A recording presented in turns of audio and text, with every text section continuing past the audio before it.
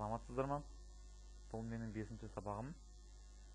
Бүгін біз C++ тілінде таңдау операциясын өтеміз.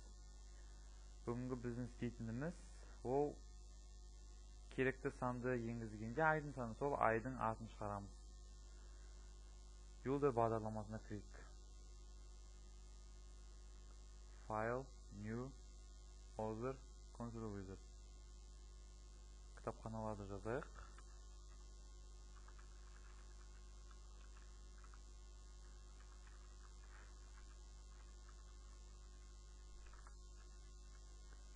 Ал енді нақты типті int типіне m меншіктейміз.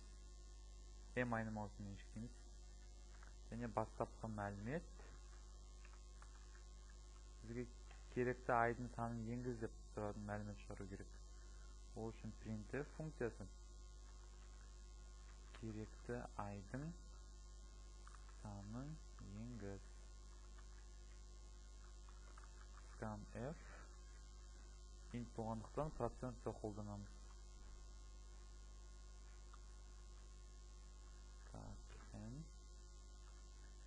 Енді таңдау операторының switch функциясы бар.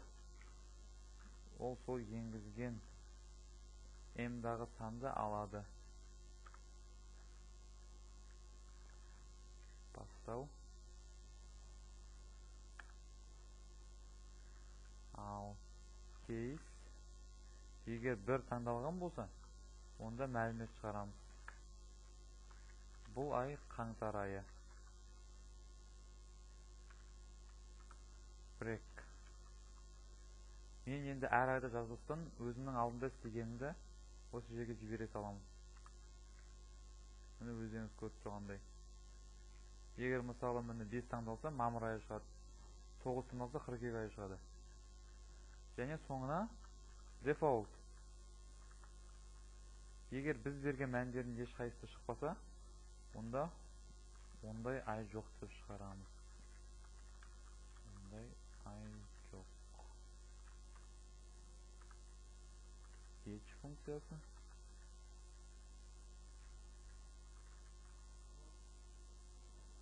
Fetch функциясы. Тексерейік.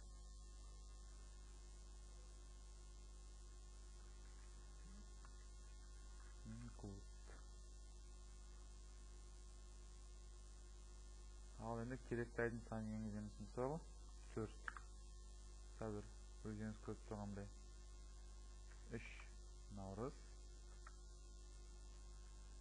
11 қараша. Ал егер мысалы 25 ай жоқ, 25 десек, ондай ай жоқ деп шығады. Міне осымен бітті. Келесі кездескенше.